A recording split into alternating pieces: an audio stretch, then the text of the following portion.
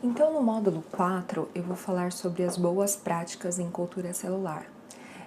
Também é um fator muito importante você ter em mente que você precisa ter boas práticas numa cultura para você manter a reprodutibilidade e a confiança nos seus resultados.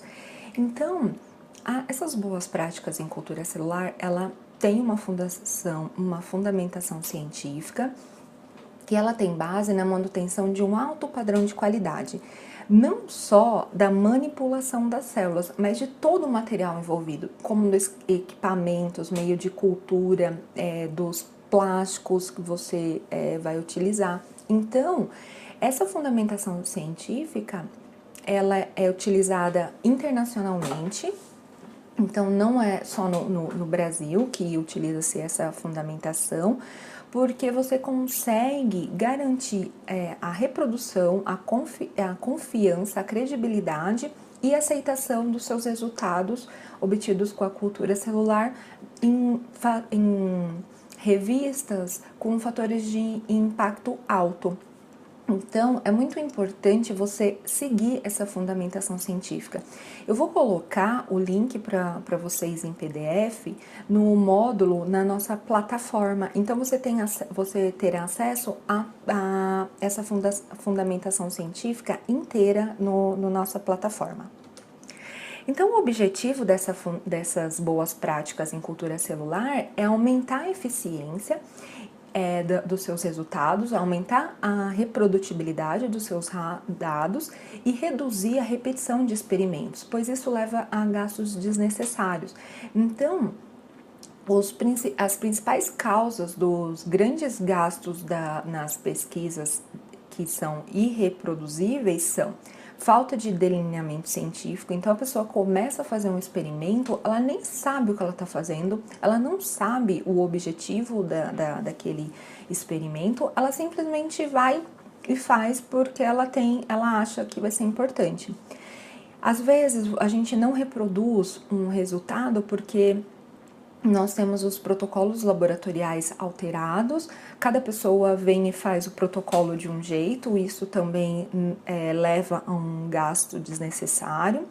Às vezes nós utilizamos reagentes biológicos vencidos ou de má qualidade, isso também a gente acaba alterando a reprodução dos dados, e às vezes a própria análise dos resultados, que cada pessoa analisa de um jeito. Então, isso também leva a gente não conseguir reproduzir os dados dentro de um laboratório.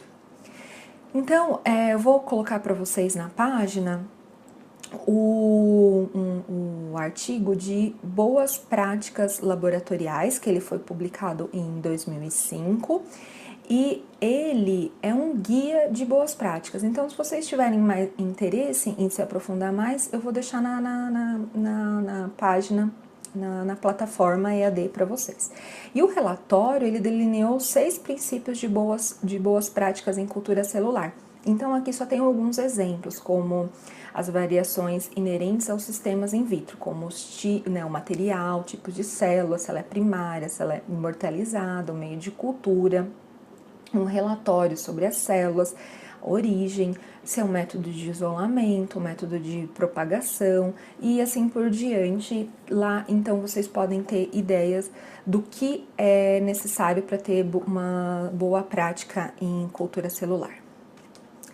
Então, quais são os requisitos básicos para a manutenção da cultura de células? Então, é necessário a gente ter uma sala de cultura.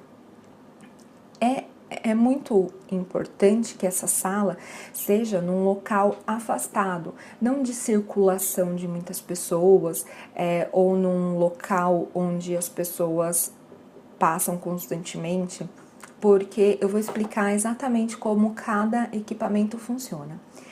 Então, para ter uma sala de cultura, nós precisamos de equipamentos adequados, calibrados e certificados, operadores bem treinados, de acordo com as boas práticas de cultura e técnicas adequadas, e necessita de uma sala de lavagem e tratamento do material num local fora da sala de cultura. E eu vou explicar para vocês todos esses pontos ao longo desse módulo. Então, sempre treinamento, né, para trabalhar na sala de cultura, concentração, planejamento do experimento, porque esse é um ponto muito importante, porque você pode levar a um gasto desnecessário se você não fizer um bom planejamento. Asepsia constante, medidas de segurança, então dependendo da sua célula que você vai trabalhar, ou se você está trabalhando com patógeno, ou se você está trabalhando com protozoário, então tem que ter medidas de segurança, uso dos equipamentos de proteção individual e sempre ter uma metodologia de trabalho, sempre ter o seu protocolo do lado, sempre ter um objetivo para fazer o experimento, porque se você não tiver todos esses requisitos envolvidos, você não tem uma reprodutibilidade nos seus resultados. Então, para se trabalhar numa sala de cultura, requer uma série de cuidados, né? Para que não haja, ou pelo menos reduzam os riscos de contaminação, porque o custo é elevado dos materiais. Então, dicas: planejamento, como eu já expliquei anteriormente, sempre tenha um planejamento dos seus experimentos daquele dia. Hoje eu preciso trocar o meio de cultura de tais células, eu preciso repicar uma célula, eu preciso congelar uma célula. E quando você tem o planejamento, você sabe exatamente a sequência de experimentos que você tem que fazer. Então, sempre tenha o planejamento dos seus experimentos. Evite levantar e conversar durante o trabalho, porque você pode esquecer o que você estava fazendo, você pode influenciar o funcionamento do fluxo laminar, se você levanta e conversa, tudo isso influencia a barreira de proteção do fluxo laminar. Se não estiver trabalhando, não permaneça na sala, porque isso influencia no funcionamento do fluxo laminar. Evite passar a mão por cima dos materiais estéreis, então você está com duas placas abertas. Se você passa constantemente o seu braço por cima, se o seu avental, o seu jaleco estiver contaminado, você vai contaminar todas as suas células ou os seus materiais. E sempre, a sala de cultura é um lugar que precisa limpar e guardar tudo ao terminar. Ela não pode ser uma sala suja, ela não pode ser uma sala bagunçada, ela não pode ser um ambiente bagunçado. Então, é necessário limpar e guardar tudo ao terminar. Então, as condutas: sempre uso obrigatório de avental e luvas, lavar as mãos com sabonete degermante, como a clorexidina, mas se você não tiver o sabonete degermante, então lave com sabão neutro e depois passa álcool 70, sempre antes e após o trabalho. Todo o material deve ser identificado com o nome da cultura. Se você está com uma garrafa, então você precisa colocar o nome da cultura, né, nome da célula, o nome do usuário e a data, né, a passagem. Ou se você está com garrafas ou placas, também é necessário você colocar a data de abertura do material e fechar com uma fita crepe, porque você garante que o seu material continue estéril. Todo material contaminado não deve ser aberto dentro da sala de cultura. O material ele deve ser levado para a sala de lavagem e adicionado hipoclorito 1%, deixar de 15 a 30 minutos, depois descarta esse material na pia e coloca para continuar a lavagem. Então, pensa, se você tem uma placa ou uma célula contaminada com fungo, o fungo, ele esporula. Ele esporula. Então, se ele esporula dentro da sua sala de cultura, você tem uma propagação dessa contaminação. Então, ou às vezes você está com uma placa de bactéria, você abre essa placa e bate nessa placa. Então, as gotículas desse meio contaminado, ele vai para o ambiente inteiro. Então, é muito importante a gente descartar um material contaminado na sala de lavagem.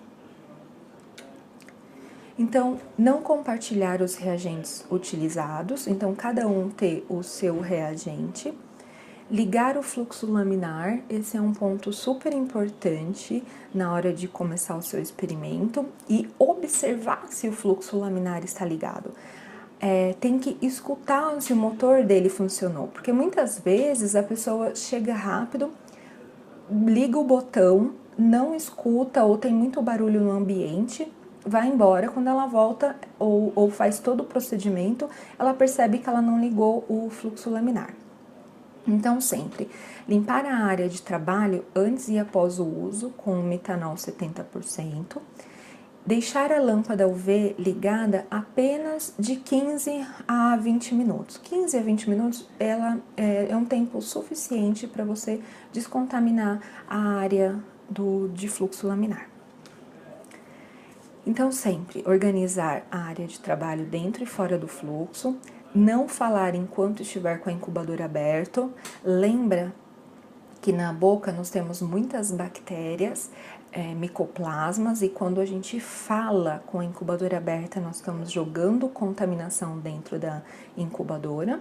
Sempre fechar o material com fita adesiva e colocar a data de abertura para você garantir que aquele material ainda está estéril. Então, a sala de cultura, ela precisa ser um ambiente estéril, um ambiente limpo, um ambiente que a gente tenha confiança, que não está crescendo fungos e bactérias no ambiente que pode contaminar o meu experimento. Então, a sala de cultura, se o laboratório tiver condição, ela deve ser pressurizada de acordo com o material que será trabalhado. Então, uma sala com pressão negativa, ela não permite a saída do ar contaminante, que é o que vocês estão vendo aqui. Então, na sala com pressão negativa, que nós trabalhamos por vírus, o ar, ele entra, porque nós não podemos fazer com que o vírus, nós não podemos deixar que o vírus saia da sala e contamine o resto do ambiente.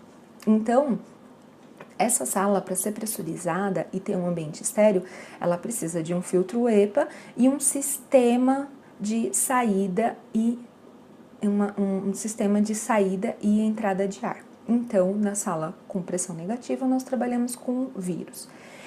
Uma sala com pressão positiva, ele não permite a entrada do ar contaminado. Então, nós temos apenas uma saída do ar. Então, nesse meu ambiente, não tem nenhum material contaminado que possa ir contaminar o ambiente ou as outras pessoas. E um outro ponto importante é um sistema de ar-condicionado com manutenções preventivas constantes e com filtro EPA. O filtro EPA, aqui nesse local, que é a entrada do ar, mantém a sala estéril, porque o filtro EPA, ele é um importante filtro utilizado em incubadoras de CO2, no fluxo laminar, porque ele remove 99,9% das impurezas e de micropartículas e mantém o ambiente estéril. E também é necessário ter um local de saída, de retorno do ar. E geralmente esse retorno do ar também tem que ter um sistema de filtro, porque se tiver impureza nesse ambiente, na hora de sair, ele também precisa filtrar para que não ocorra contaminação do ambiente externo. Um ponto importante para a gente se trabalhar dentro da sala de cultura é a parte da biossegurança. É necessário ter conhecimento de biossegurança para você trabalhar dentro de uma sala de cultura, porque nós temos vários fatores. Nós temos um tipo de cultura, se você vai para um nível de segurança do tipo 2, você não pode contaminar a sua amostra. E se você vai para um nível de biossegurança 3 ou 4, além de você não poder contaminar sua amostra, você corre o risco de se contaminar. São patógenos, protozoários que você se contamina. Então é muito importante você saber exatamente com o material que você está trabalhando e os princípios de biossegurança. Então, o que é biossegurança? É uma utilização de princípios de contenção, né? A contenção são as barreiras de contenção, como o fluxo laminar, tecnologias e práticas que são implementadas para prevenir a exposição involuntárias a agentes patógenos e toxinas ou a sua liberação acidental para o ambiente externo. Então, esse princípio, esse assunto, será explicado no curso de biossegurança. Eu não vou entrar em detalhes no módulo de cultura celular. Então, quais são os equipamentos utilizados no laboratório de cultura de células? Então, o fluxo laminar ou cabines de segurança biológica. Geralmente, se você trabalha com patógeno ou um protozoário que tem tratamento, um exemplo é a doença de Chagas, né, que é o Trypanosoma cruzi, você usa uma cabine do tipo do nível 2, né? Então, o que é essa cabine? O ar, ele entra, né? Passa pelo filtro EPA, é filtrado, ele tem um outro filtro EPA que também acaba removendo as partículas. O ar, então, entra 100% estéril, ele sai, né, por um sistema de retorno, é filtrado novamente e vai pro ambiente.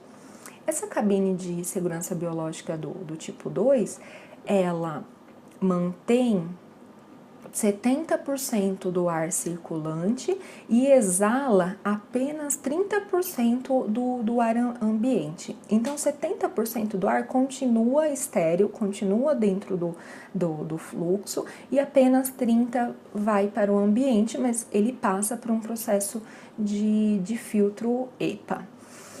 Então, para você manter um fluxo laminar funcionando, ele precisa de manutenções periódicas, né? Sempre observar se o motor está funcionando, observar se o filtro EPA não está danificado, limpezas diárias. E a cada operação, então cada operador tem que limpar, ele tem que passar álcool 70 ou ele tem que passar hipoclorito. Lavagens periódicas, então pelo menos uma vez por mês, passar por um processo de lavagem com álcool 70 ou hipoclorito, ou lavagem com quaternário de amônio, que é o único que mata micoplasma. Fazer o controle microbiológico, que eu vou explicar mais para frente, quando a gente faz a parte de monitoramento do ambiente. O uso da UV tem que ser de uma maneira controlada, então, como eu expliquei para vocês, de 15 a 20 minutos, dependendo, se você não está trabalhando com protozoário, é um tempo suficiente para você descontaminar o ambiente. Se você estiver trabalhando com protozoário ou parasitas, deixar pelo menos 30 minutos. E lembrar que a UV, com o passar do tempo, ela vai perdendo eficiência. E quando ela perde eficiência, ela não perde a cor azulada ou a cor roxa. Então, por isso é importante controlar o tempo de uso. Geralmente, o tempo de uso fica em torno de 2.000 horas. Ou então você controla o tempo de uso, ou você contrata uma empresa que tem um equipamento que mede a eficiência da lâmpada UV.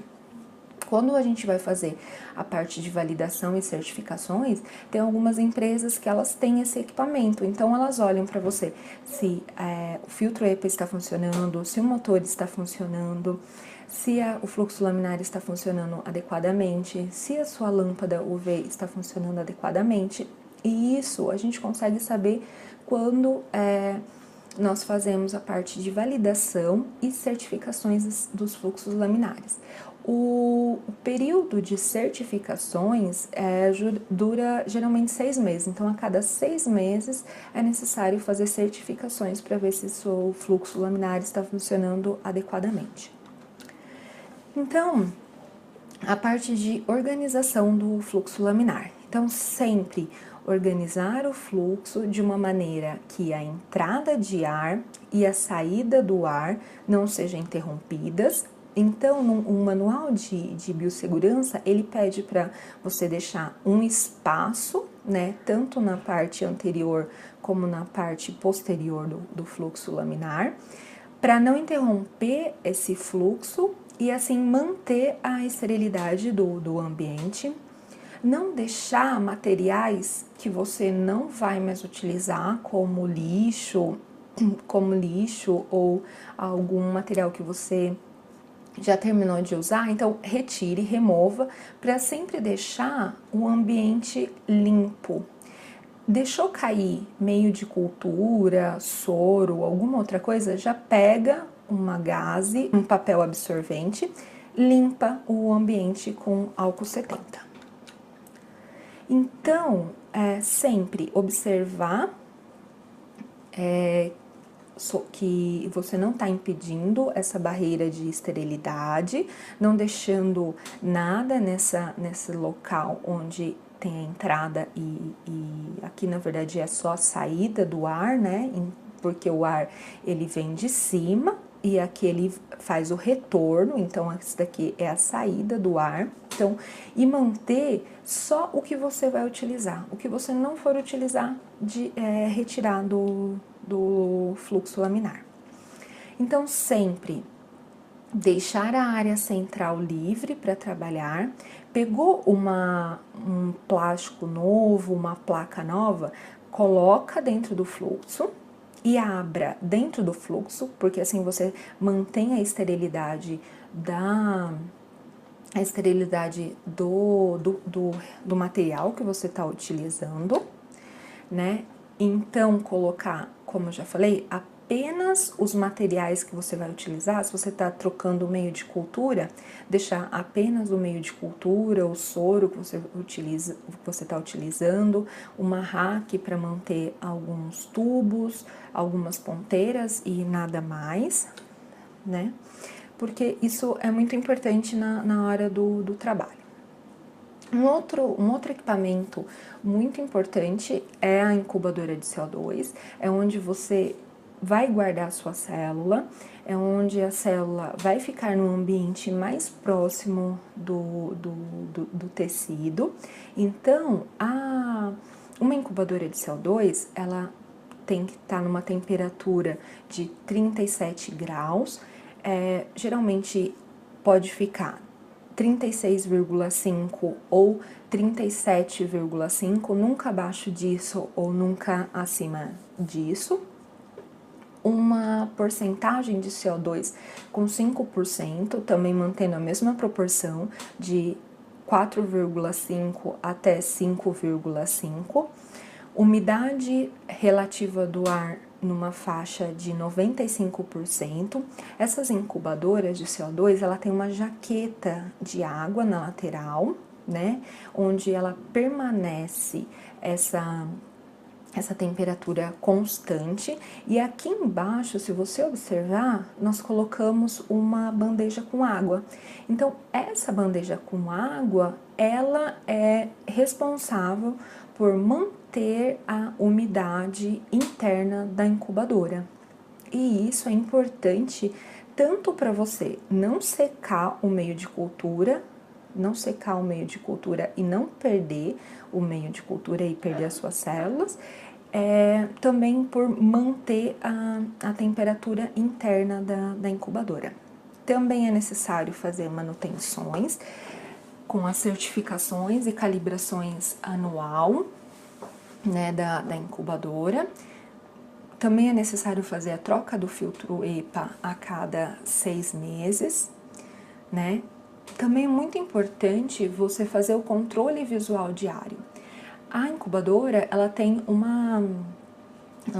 um visor, e lá no visor ela mostra a temperatura interna, concentração de CO2, se ela tiver um controle de oxigênio, você também vai observar a porcentagem de oxigênio. Ela tem alarmes se a temperatura está baixa ou se o CO2 está alterado. Então, é sempre importante você dar uma olhada, fazer esse controle visual diário. Toca na porta, a porta também, ela mantém a temperatura, também tem sensor de temperatura na porta, que mantém ela a 37 graus. Limpeza semanal, é muito importante limpar a incubadora com detergente neutro, passar álcool 70%. Se tiver o quaternário de amônio, lavar a incubadora com quaternário de amônio para impedir que cresça contaminação na incubadora. Fazer a troca de água, né? A troca dessa água que eu falei para vocês, é necessário trocar. Lembre-se, aqui é um ambiente úmido, onde nós temos onde ela está a 37 graus, isso é propício à propagação de fungos, bactérias, então é necessário fazer a troca da água, pelo menos semanal. Não bater a porta com força, porque aqui não dá para observar, mas essa porta, ela tem borrachas. Então, quanto mais você bate a porta, menos eficiente essa borracha fica. E também tem algumas células que, quando você bate a porta, ela acaba se diferenciando em outro tipo de celular. Ou às vezes a pessoa está trabalhando com o método de explante, que eu expliquei em módulos anteriores. Se você bate a porta, os fragmentos eles se deslocam. Então, sempre tomar cuidado ao fechar a porta. E não falar com a porta aberta. Como eu expliquei anteriormente, a boca ela tem muitas bactérias, micoplasmas. Quanto mais você fala com a porta aberta da incubadora, você pode jogar os contaminantes dentro da sua incubadora. Um outro equipamento é o microscópio. O microscópio ele é utilizado em várias funções, como avaliar se tem contaminantes, avaliar a morfologia, avaliar se as células estão morrendo. Então, sempre foca no menor aumento, depois você passa para um aumento médio e depois para um maior aumento. Eu vou explicar sobre o aumento na parte de subcultivo celular. Então, colocou a garrafa, percorrer a garrafa inteira no microscópio, porque às vezes nós temos que ver se tem um ponto com mais células ou um ponto com menos célula. Fazer a manutenção e a limpeza do microscópio é muito importante para você manter ele com uma atividade constante e não perder o equipamento. Um outro equipamento que nós utilizamos todos os dias é o banho-maria a 37 graus. Todos os reagentes, quando a gente for adicionar na célula, ou ele deve estar a temperatura ambiente ou a 37 graus. Vários reagentes, ou eles se encontram congelados, ou eles se encontram a 4 graus, então é necessário a gente aquecer essa solução, esse reagente, para não dar um choque na célula. Fazer a limpeza semanal do banho-maria, porque, lembra, é um ambiente úmido, um ambiente que está a 37 graus e é propício à proliferação de bactéria. Não deixar os meios de cultura e suplementos aquecendo muito tempo, porque isso ocorre a degradação desses nutrientes. Então, é importante você colocar e deixar um tempo necessário para chegar a 37 e já utilizar. A autoclave também é um equipamento muito utilizado, porque nós precisamos de materiais estéreis e às vezes nós precisamos fazer o descarte de materiais contaminados com vírus ou protozoários, então a gente simplesmente acaba passando por esse material por um processo da autoclave. Ele mas a gente tem que levar em consideração que nem todos os reagentes utilizados na sala de culturas, na sala de cultura, eles são autoclavados, porque muitas vezes a gente acaba degradando o material. Então, outro processo é o processo de filtrar um meio de cultura ou filtrar um suplemento para manter esse reagente estéril. A centrífuga também a gente utiliza bastante num processo de subcultivo de célula, onde a gente precisa peletizar essas células para remover tripsina ou remover meio de cultura velho se essas células estão em suspensão. Então, a centrífuga também é muito utilizada. Então, aqui nós temos um tubo de 50 ml e um tubo de 15 ml. Quando a gente vai centrifugar uma célula, é importante a gente ter em mente que quanto maior a área de superfície, menor a formação de pellet e constantemente pior, porque nós podemos perder célula aqui na hora de virar por inversão ou sugar com um sistema de vácuo. Então, se você tiver um volume de até 15 ml e precisar centrifugar, centrifugue num tubo de 15, só utilize um tubo de 50 se o volume for maior que 15 ml.